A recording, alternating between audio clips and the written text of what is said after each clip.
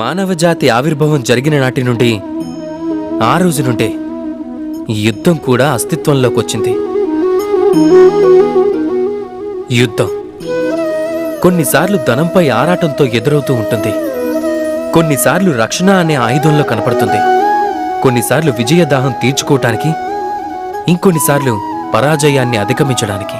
కానీ ఇందులో వాస్తవం ఏమిటి అంటే, ఒకవేళ మీరు ముందుకు వెళ్ళాలి అంటే అవరోధాలతో యుద్ధం చేసి తీరాల్సిందే. కానీ యుద్ధానికి సిద్ధంగా ఉండటం అంత అవసరమేమీ కాదు.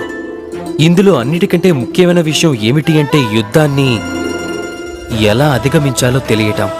పోరాటంతో అవసరం లేని యుద్ధమే నిజంగా సఫలీకృతం అవుతుంది. యుద్ధంలో విజయం సాధించి మీరు మీ గౌరవాన్ని పెంచుకోవచ్చు, కానీ మీ బలాన్ని కోల్పోతూ ఉంటారు. అందుకే సాధ్యమైనంత వరకు యుద్ధాన్ని అధిగమించండి, శక్తిని సంగ్రహితం చేసుకోండి. అప్పుడే ఈ యుద్ధం ధర్మంలా మీకు ఎదురైనప్పుడు మీరు దాంతో పూర్తి బలంతో పోరాడగలరు. రాధాకృష్ణ.